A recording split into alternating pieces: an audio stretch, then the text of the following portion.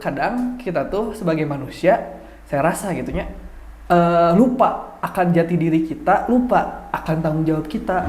Nah, ieu teh anu produksi batur, anu meunang benefit batur, ari aing nu kudu ngabersihan. Karena salobanya di Garut mah bangunan-bangunan teh aya. Cuman ngapain gitu. Cuman ngapain gitu. Benar iya, Pak. Naik jeep hayang teh ningali alam, jol aya runtah loba di dinya. Setahu saya itu lembaga independen. Betul, lah, lembaga independen.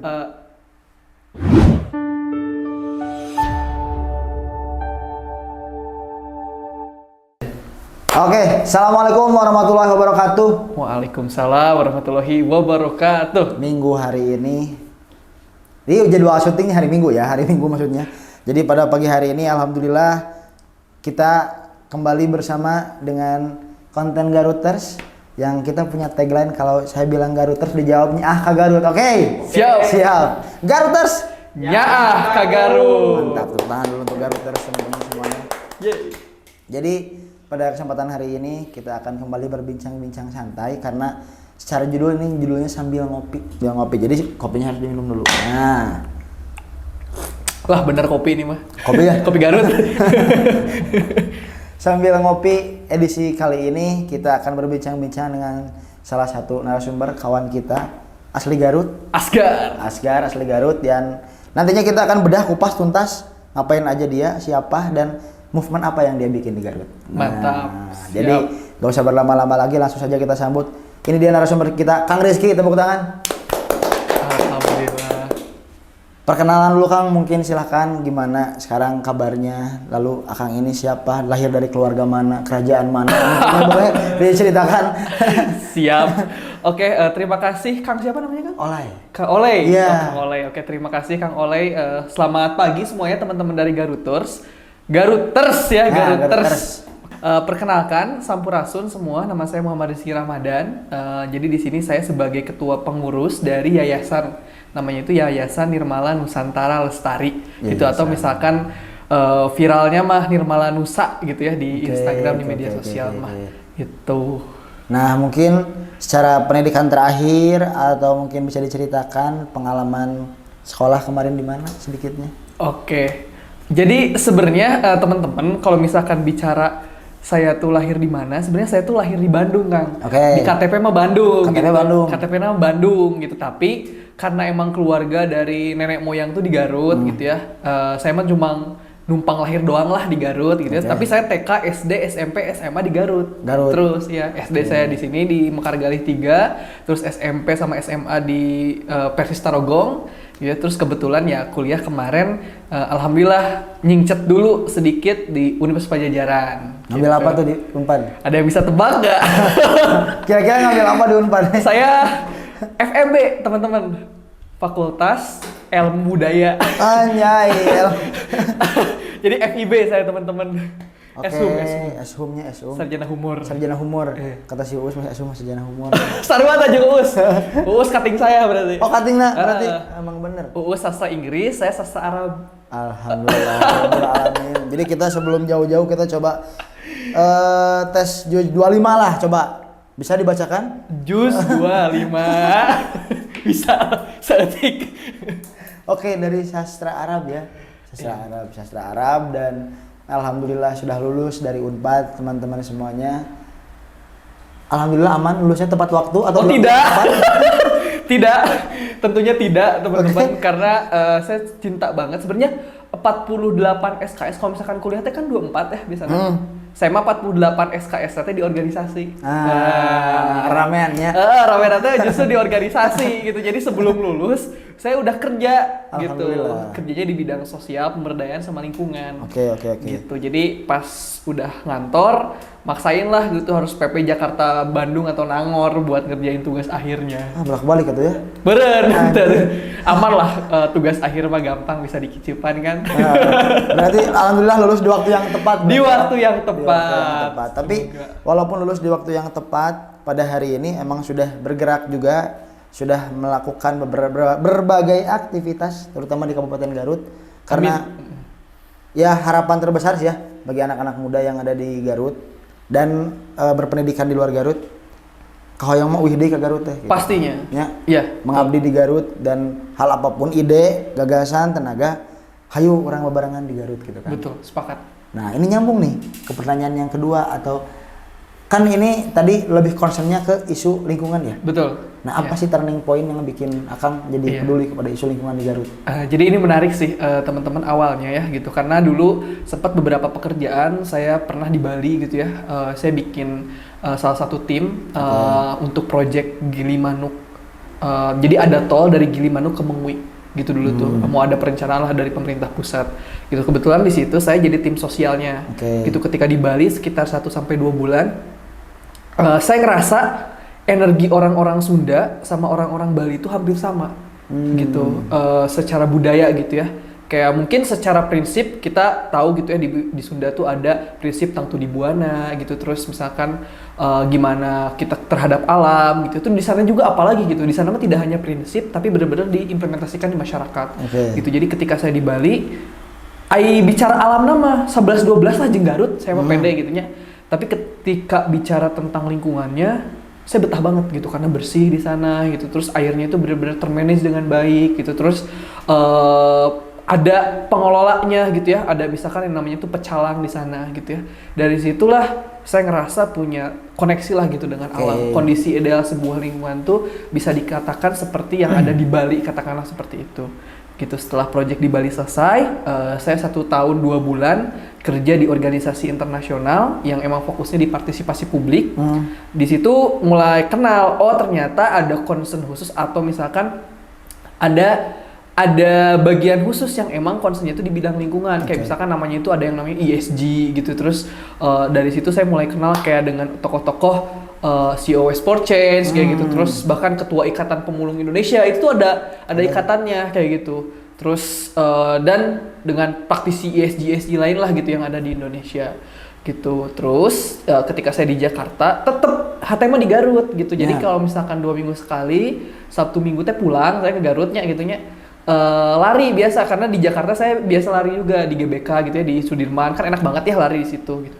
Ketika ke Garut nih gitu, saya lari ada rasa syukurnya gitu. Kalau di Garut mah jam 8 dia masih bisa lari, hareudang, teu panas. Ya nggak sih? Jam 10 kan masih enak lah buat lari gitu. Terus alam indah, udara seger gitu. Itu yang bisa disyukuri ketika di Garut gitu. Tapi ada PR di situ tuh, ketika misalkan lari itu pertama loba runtah pinggir jalan gitu ya, loba runtah di pinggir jalan. Terus loba haseup anu bikin pembakaran sampah di mana wae gitu ya, sembarangan gitu. Itu yang ngebuat saya secara pribadi itu gak nyaman.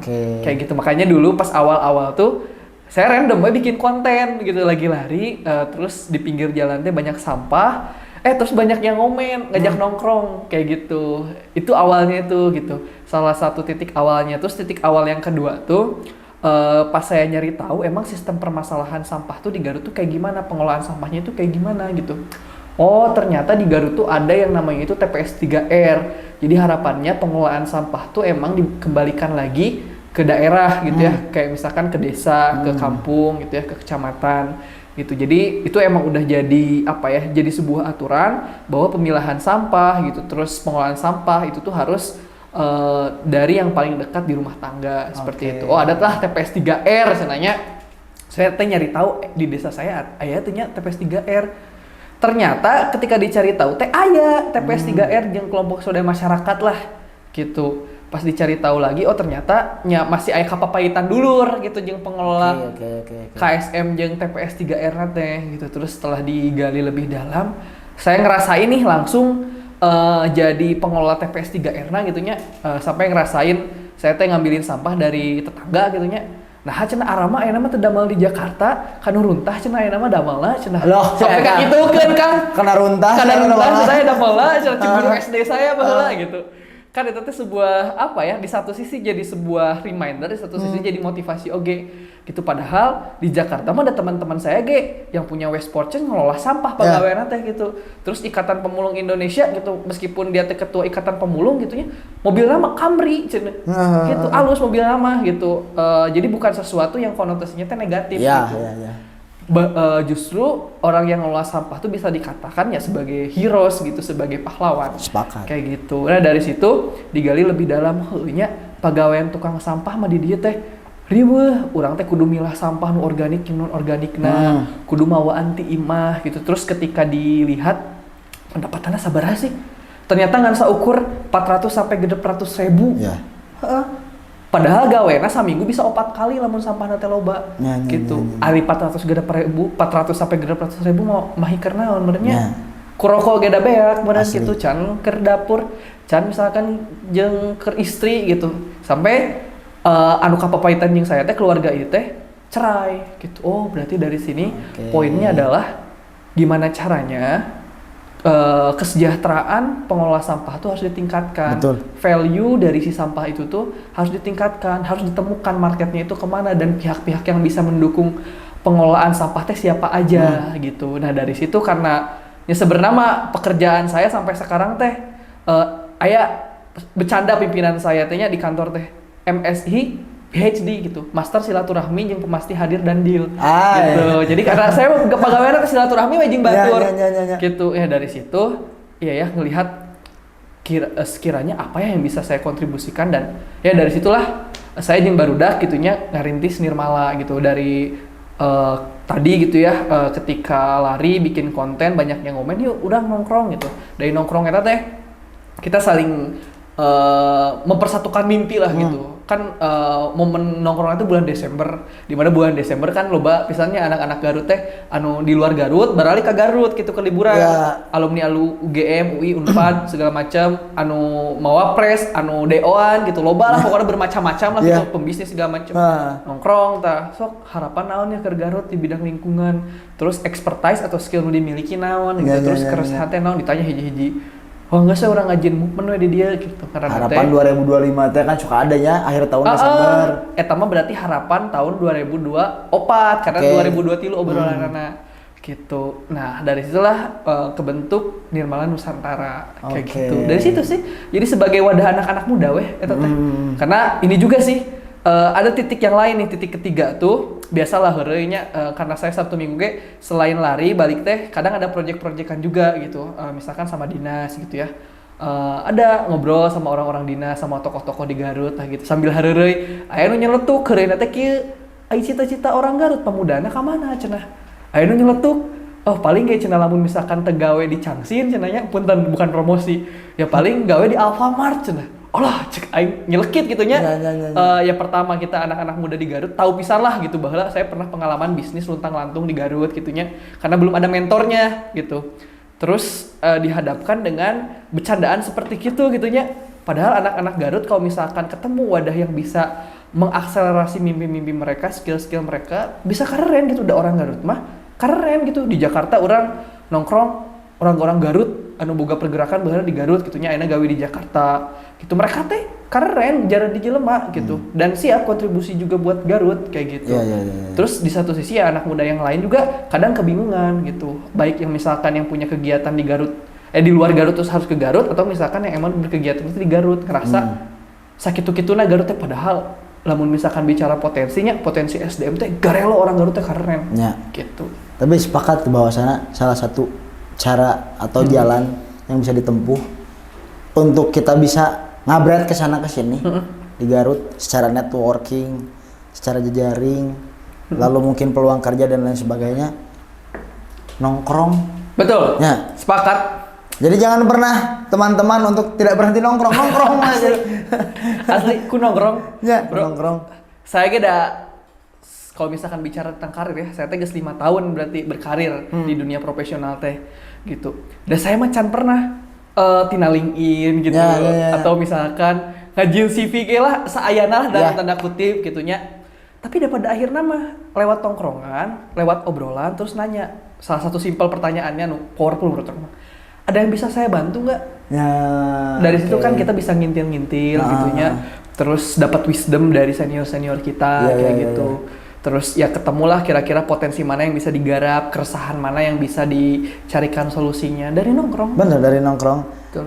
Ya, tapi untuk anak-anak SMA tolong ya perhatikan waktu nongkrongnya ya. Lain nongkrong lah di rumah hal gitu, di luar kemampuan. Tolong perhatikan kalau yang anak sekolah ini ada jam pelajar kata Pak Gubernur ya. Sampai jam berapa sih? Sampai jam berapa tuh? Nanti disidak nanti. Ya, kalau kita malah udah udah lebih dari batas umur ya. Jadi nggak apa-apa kita sampai subuh juga kita mah. Oke, tadi pada intinya lahirlah sebuah produk komunitas atau produk sosial yang dibikin oleh Akang dan kawan-kawan tadi Nirmala ya. Iya. Kenapa Nirmala namanya? Sebenarnya mah nyanyian di Google karena halus naon gitu ya. Tapi intuisi orang gitunya menandakan bahwa Nirmala itu nama yang cocok lah buat pergerakan lingkungan lewat latar belakang tadi gitu ya. Karena Nirmala sendiri pertama itu tuh bahasa Sanskerta yang artinya itu jiwa yang suci gitu. Ini tuh jadi sebuah semangat, kesadaran gitu ya bahwa rek nguruskan lingkungan mah sebenarnya mah lain nguruskan runtah gitu. Lain nguruskan hutan, lain nguruskan sungai gitu, tapi nguruskan jelema. Gitu karena sungai, hutan, gunung, eta mah geus apal job desk-na masing-masing. Geus apal tanggung jawabna masing-masing. Kadang anu poho kanu tanggung jawabna teh jelema gitu. Makana jelema jika kamari saya teh karek viral sebenarnya. Kamari aya aksi clean up sama Ibu Wabub di kaki Gunung Guntur. Eta teh loba sampah kulit. Kepada para pelaku industri kulit, kumaha tuh ieu? Tanggung jawab. Sampai euy bersihana. Dan ahli cenah sing rada saeng kemah bersihkeun. Innalillahi wa inna ilaihi rajiun.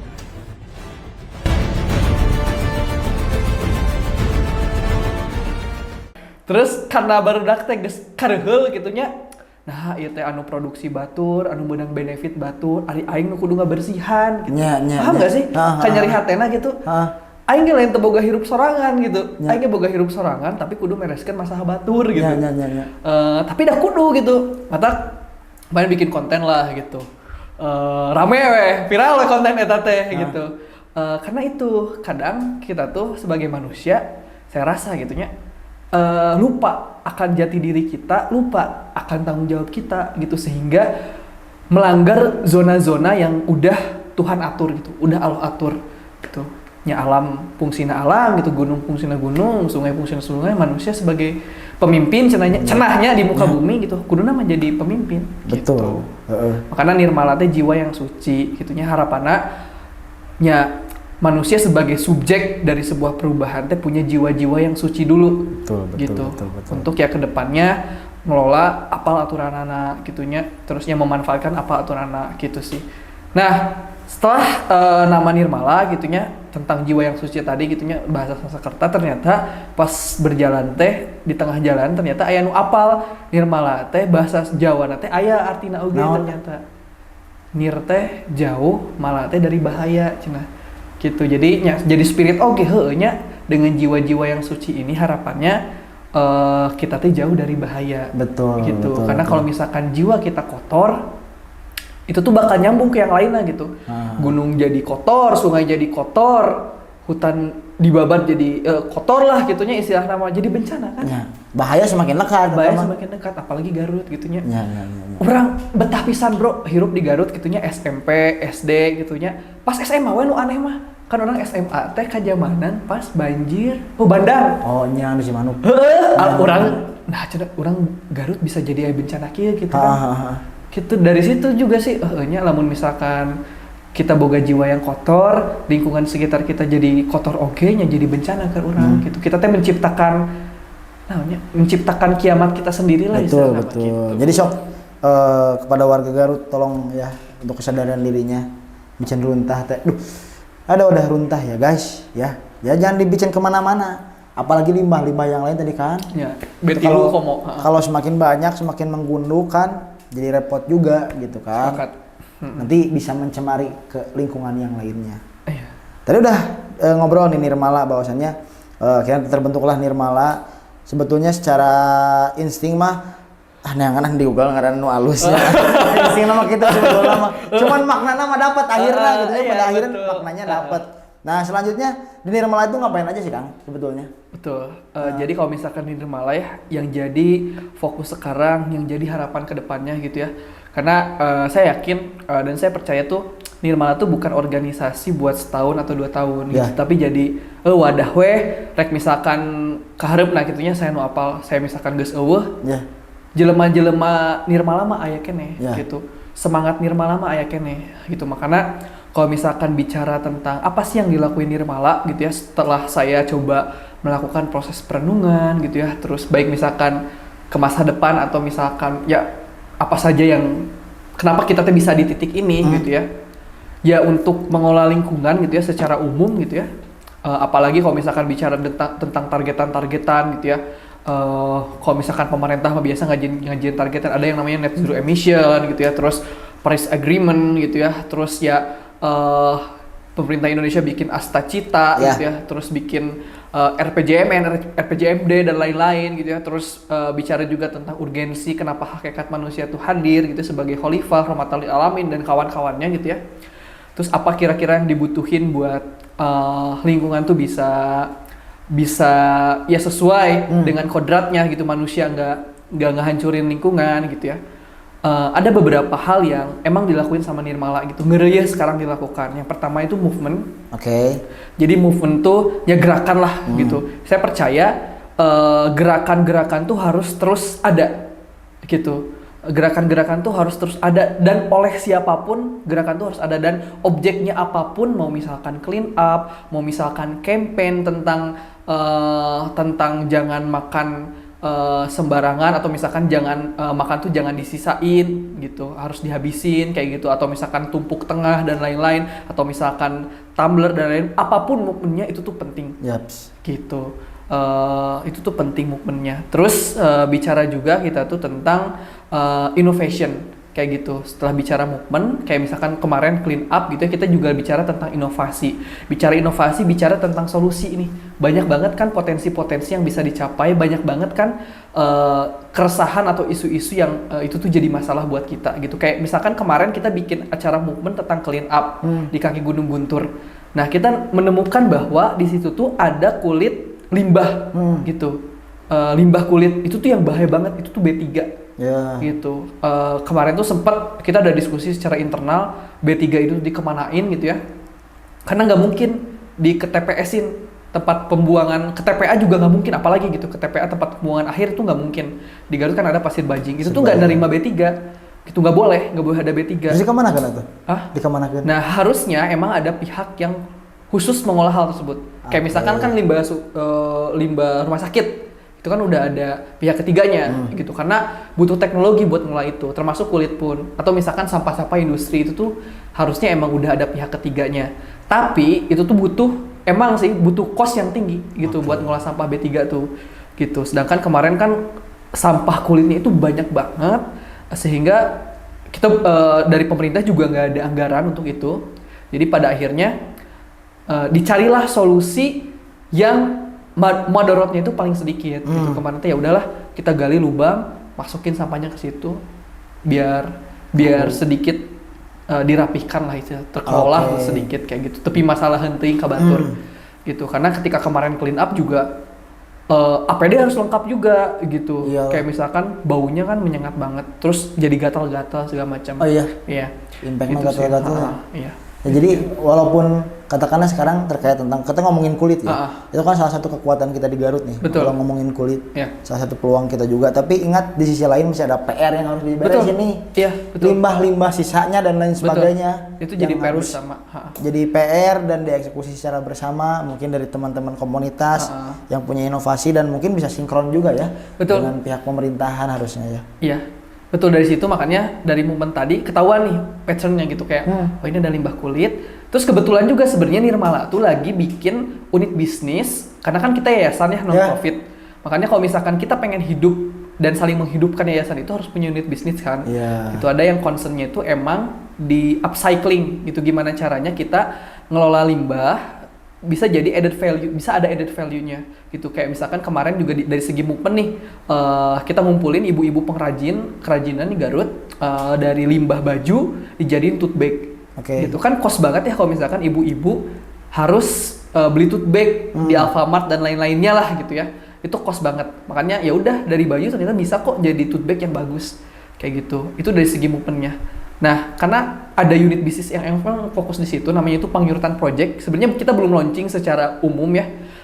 Tapi ini udah direncanain dan emang mau di launching juga. Nah, salah satu produk unggulannya itu kita udah ngekonsepin bikin jam tangan strapnya itu dari limbah kulit sukaregang. Terus ininya dari bambu selaawi gitu, pengrajin bambu selaawi salah satunya. Awi ya. Dari awi gitu kan. Awi bener-bener awi atau bambu tuh punya value sustainability yang kuat gitu ya, karena maknanya kuat banget. Kuat banget, terus ramah banget ke alam gitu, karena bambu itu adalah tumbuhan yang cepet banget buat tumbuhnya. Itu asal bisa terkelola dengan baik. Itu dari situ. Jadi setelah bicara movement nih, kita bicara juga tentang inovasi gitu. Movementnya apa, terus inovasinya seperti apa gitu. Dan menurut saya banyak banget yang bisa diinovasikan di Garut. Banyaknya? Gitu. Iya, kemarin kaya sebetulnya Garut banget. Iya, konyolnya gitu ya, setelah kemarin clean up di hari Rabu, hari Kamis saya juga ngolah data gitunya, harapan keresahan dari masyarakat Garut terkait limbah, satunya limbah kulit itu gitu ya. Hari Jumat jodoh menurutnya saya teh langsung tiba-tiba rapat kebetulan saya nemenin direktur BRIN sama sama pemilik salah satu bisnis juga namanya Serat Nusa yang emang fokusnya itu di pengolahan limbah gebok cau gitu ya, dijadiin kayak tas gitu ya, terus pakaian yang itu udah ekspor ke luar negeri, ke Jepang gitu, kerjasama sama brand yang terkenal kayak Uniqlo gitu. Terus tiba-tiba kan orang-orang direktur BRIN itu tuh pengen dikonekin juga ya sama Buabub gitu ya. Saya langsung ngontak timnya Buabub buat ketemu gitu. Alhamdulillah ketemu dan merapat juga waktu itu tuh Kepala Dinas di Perindak Garut. Gitu. Dari situ menarik bahasannya. Ternyata Garut tuh ya adalah isu-isu kayak tadi ya, limbah gitu. Tapi itu tuh bisa jadi potensi juga. Kayak misalkan kulit kemarin udah awal lah hatam untuk dibahas kayak gitu. Kedepannya mau digimanain, itu tuh lagi dirancang kulitnya tuh mau digimanain gitu. Terus kayak misalkan yang jadi potensi dari keresahan tadi tuh limbah eceng gondok kayak gitu. Itu tuh kan kalau misalkan orang-orang Bagenit nih, orang Garut yang di Bagenit misalkan tahu banget, atau misalkan orang-orang Garut mau dimanapun main ke Bagenit itu tahu banget kan di sana tuh banyak banget si eceng gondoknya gitu. Yang itu tuh harus dikelola juga gitu. Itu juga jadi bahan untuk ya menarik untuk diinovasikan. Kayak gitu. Itu yang kedua sih. Jadi eceng gondok juga harus dikelola ya. Pasti. Ari saya mah ningali eceng gondok di ini saya gitu. Oh nya emang senina kieu gitu kan. Senina. Oh emang senina kieu meureun jadi ternyata harus dikelola juga ya. Oke, PR juga ya. Kuatir eta anu boga parahu di dinya jadi teu bisa kan rarakitan di bagian bagian bener ya. Bener bisa. Bener. Itu harus dikelola juga gitu. Jadi sesuatu yang berlebihan sebenarnya mah harus dikelola. Oke, bener. Oh karena terlalu numpuknya. Terlalu numpuk. Isugan teh. Oh emang iya layoutnya emang kieu ceureun teh jadi belah di kudu aya eceng gondok numpuk belah di. Emang kalau dikelola ya. Oke. Ya, itu bicara inovasi lah gitu ya. Terus yang ketiga tuh Nirmala tuh bicara juga tentang investment nih, ngajak orang sebanyak-banyaknya itu untuk investment. Jadi bukan bicara investment yang sifatnya itu material uang ya gitu. Tapi investment kayak misalkan nih di rumah ada sampah botol gitu ya. Itu tuh jadi sebuah investasi. Gitu misalkan teman-teman ya udah kerjasama nih, ada kan bank sampah yang ada di Garut gitu ya, kayak misalkan bank sampah Amal Hakiki, ada teman-teman dari Garut Zero Waste gitu ya, atau misalkan TPS 3R yang ada di Garut, kayak misalkan bank sampah Bakti Lembur, banyak lah pokoknya gitu. Banyak. Meskipun ya belum sesuai masih banyak lagi yang dibutuhin bank sampah itu tuh kayak gitu. Tapi setidaknya menurut saya investment tuh bicara tentang botol diimah teka pake geus investasikan gitu ke bumi, ke sosial, ke lingkungan ge bisa gitu, ke ekonomi ge bisa gitu. Terus misalkan bibit nih gitu, investasi tangkal misalkan gitu. Kita bikinnya selain aksi penanaman gitu ya, selain inovasi kira-kira kumaha carana penanaman ini tuh bisa lebih sustain gitu ke depannya gitu. Itu bicara juga tentang investment kumaha carana ini tuh bisa terus berlanjut gitu. DLH pun Dinas Lingkungan Hidup gimana caranya mengakselerasi TPS 3R yang ada di Garut, katakanlah sekitar 20 TPS 3R gitu. Cuman beberapa aja dari 20 TPS 3R itu tuh yang jalan gitu, banyak yang mangkraknya, banyak bangunan-bangunan tapi teka isian gitu. Karena selalu banyak di Garut bangunan-bangunan teh aya cuman ngapain gitu. Benar, itu jadi permasalahan kan gitu.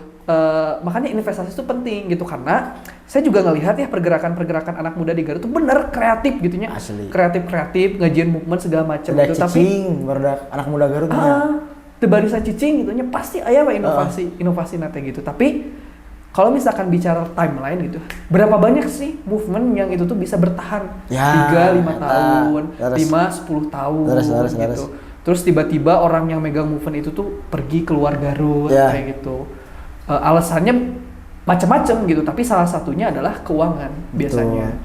Iya, keuangan salah satunya gitu. Makanya investasi itu penting. Gimana caranya kita ngelibatin lembaga-lembaga bisnis gitu ya, misalkan yang punya tanggung jawab sosial gitu ya, atau misalkan kita bicara juga tentang lembaga keuangan yang sifatnya amal gitu ya, Jiswaf dan lain-lain gitu ya, Zakat Infak Sedekah Wakaf gitu ya, itu tuh seharusnya udah mulai bisa dilinearkan dengan proyek-proyek yang berkaitan sama lingkungan gitu. Kemarin sempat dibahas juga sih sama teman-teman, cepat tanggap hebat gitu. Sebenarnya kan itu lembaga independen ya gitu.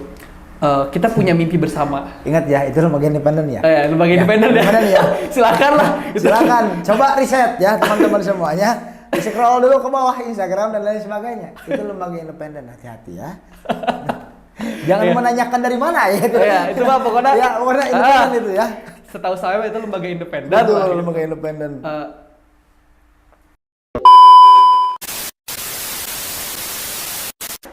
Nah, ini kita ngomongin lembaga independen ya. lanjut. Oke, kita lanjut ke pembahasan selanjutnya Kang di sini. Mungkin bisa diceritakan nih pengalaman Akang ketika mulai turun ke Garut langsung dan melihat situasi lingkungan di Kabupaten Garut. Seperti apa sih? Tiba-tiba abus ke daerah leles. Karena sebenarnya pemandangan kita selain pemandangan alamnya, lebarnya gunung di Cacagan gitu. Terlepas apapun ya regulasinya itu, ada yang bilang bahwa itu boleh-boleh aja kayak gitu. Saya udah coba validasi gitu ya, sesuai dengan perizinan gitu ya yang di situ tuh.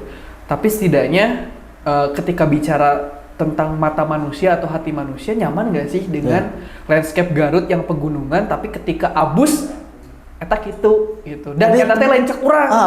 Iya, itu jadi sebuah isu gitu. Terus ketika geus abus ya ka Garut. Terus tiba-tiba urang teh rek micin sampah ka mana? Gitu. Da setahu saya ketika DLH pun gitu ya punya services buat pelayanan sampah, eta tuh di kabeh kecamatan mulai di Garut. Hampir katakanlah punten ya kalau saya salah datanya, setengah dari kecamatan, dari 42 kecamatan, atau misalkan sekitar 1/3 kecamatan aja. Makanya tadi ketika bicara tentang program Nirmala gitu ya, apa yang pengen dilakuin sama Nirmala dan udah dilakuin sama Nirmala, salah 4-nya adalah kayak misalkan tadi terkait movement, inovasi, investment gitu ya, mau dari manapun lembaga keuangannya, dari metode apapun gitu ya, baik yang misalkan konvensional atau misalkan syariah gitu ya. Yang terakhir tuh regulasi penting juga gitu. Jadi pada akhirnya percuma kalau misalkan segala macam program dari movement, dari inovasi, dari investment nggak diikat sama regulasi, ya percuma deh gitu. Balik di betul. Gitu. Makanya regulasi itu penting. Gitu. Makanya ini penting ya buat misalkan nih punten ya, semoga ada dari pimpinan daerah gitu ya yang nonton, atau misalkan dewan-dewan yang mewakili rakyat gitu ya. Pak Dewan. Gitu. Gimana caranya? Haruslah diperjuangkan regulasi ini. Nirmala misalkan geus ngajian program upcycling buat gimana caranya masyarakatnya pakai tote bag. Tapi misalkan di tempat-tempat swasta, misalkan di toko-toko masih ada regulasi yang membolehkan kantong plastik. Kebayang kalau misalkan regulasinya support kita kayak di Bali misalkan, nggak boleh ada plastik kemasan yang ada di toko-toko gitu, harus diganti ke tote bag. Kan bisa saling mendukung. Gitu. Itu sih. Dan emang harus dimulai terlebih dahulu gitu ya. Harus ada yang ngabalakan gitu. Bener, kan. Sepakat. Sistemnya udah yang ngabalakan, nanti kesananya proyek domino gitu. Jadi nanti kesananya bakal ngikut-ngikut, dan regulasi itu membantu itu untuk terjadi. Betul. Aku sepakat. Jadi emang Nirmala di sini hadir teman-teman, buat teman-teman untuk lebih mengingatkan teman-teman bahwa di sini movement anak muda hadir dengan tadi ada 4 progres atau 4 programnya ya, 4 subsektor di sana tadi, investment dan lain sebagainya.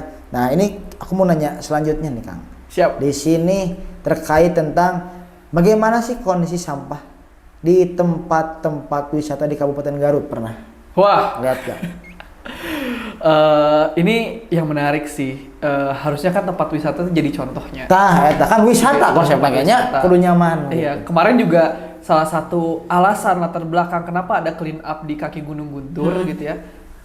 Kan jelema teh ka Gunung Guntur teh naik jeep teh hayang ningali alam bener. Nah, eta dan tempat holiday. Tempat holiday gitu hayang mah healing-healing. Betul, tujuannya healing lain belum runtahnya lainnya. Iya, Pak, naik jeep hayang teh ningali alam jol aya runtah loba di dinya. Benar. Dari cerita itu juga bisalah terrepresentasikannya kumaha kondisi pariwisata yang ada di Garut. Oke. Harus ada sinergitas Ya, benar. gitu dari masyarakat, dari pengelola, dari dinasna, Betul. gitu. Keren lah misalkan ada sinkronisasi gitu. Misalkan ketika bicara tentang desa wisata teh wajib kan eta program Disparbud katakanlah. Disinkronisasikeun jeung DLH punya proklim anu emang fokus nate tentang penanaman, tentang misalkan pengolahan sampah. Bayangkeun aya desa wisata tapi bersih oge proklim di si ieu teh non si desa wisata teh geus dapat penghargaan proklim lestari gitu. Kan jadi alus gitu. Secara ekonomi na aya, secara sosial na aya, budaya na aya, lingkungan ge aya. Betul. Gitu. Kudu sinkron. Sebetulnya udah lumayan padat sih Kang kalau kita ngomongin tadi soal lingkungan dan lain sebagainya.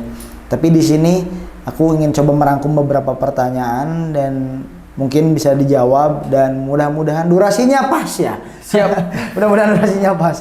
Pertanyaannya adalah bagaimana teman-teman Nirmala ini memanfaatkan media sosial untuk mengedukasi teman-teman, mengingatkan teman-teman terkait tentang isu lingkungan di Kabupaten Garut.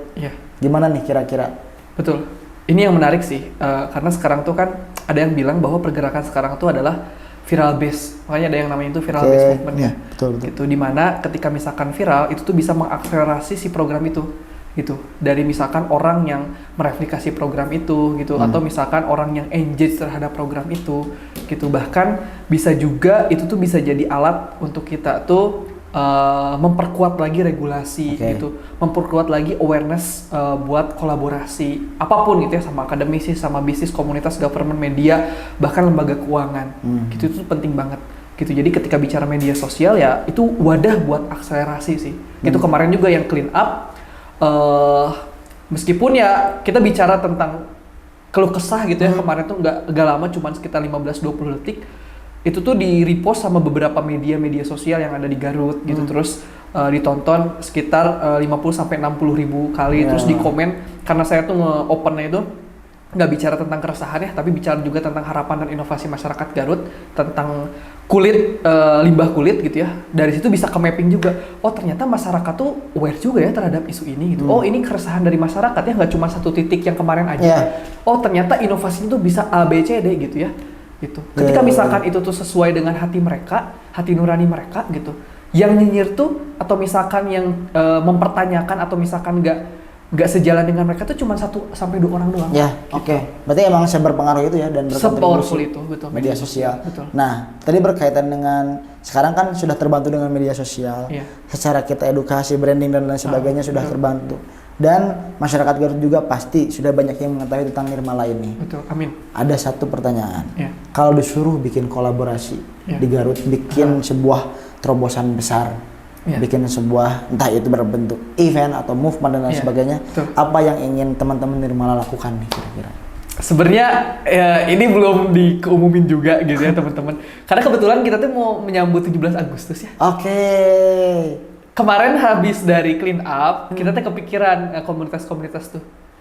Ya kita bikin yuk event nih, nggak apa-apa eventual dulu aja gitu. Merayakan 17 Agustus, temanya itu adalah Garut Merdeka Sampah.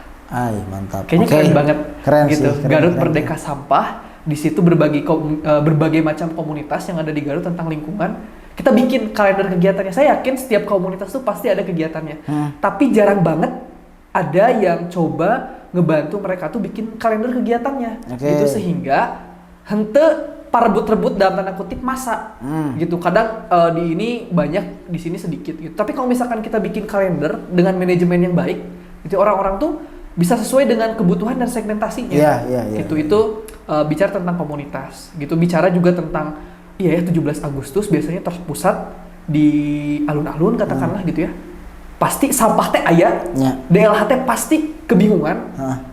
biar masyarakat tuh aware bahwa sampah tuh adalah tanggung jawab bersama. Yuk orang bersihan barengan. Eta benar. Menarik sih gitu. Bersih sampah bareng-bareng. Bersih-bersih sampah bareng-bareng. Selain kita menikmati pawai gitu. Nah, kita sambil bebersih juga. Eta. Jadi emang secara running bukan hanya sekedar hiburan, tapi kita juga di situ ada edukasi dan juga kita menjaga lingkungan tetap bersih. Betul. Dan jarang banget komunitas-komunitas lingkungan yang ada di Garut tuh kumpul. Nah, kayak misalkan nih di Garut Utara kan jauhnya lah, misalkan sering ke Garut Kota. Padahal mereka punya produk dari TPS 3R-nya atau dari bank sampahnya, punya program juga gitu.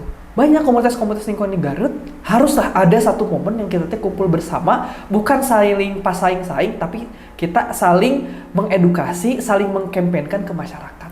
Mudah-mudahan kejadian, mudah-mudahan terjadi proyeknya, terjadi kolaborasinya, dan insya Allah Agustus ya. Garut Merdeka Sampah. Garut Merdeka Sampah insya Allah Agustus. Dan gimana nih cara masyarakat Garut buat bisa kepoin, mantengin aktivitas-aktivitas Nirmala, bisa diakses di mana nih kira-kira? Ada Instagram @nirmalanusa atau misalkan Instagram pribadi saya @murirama.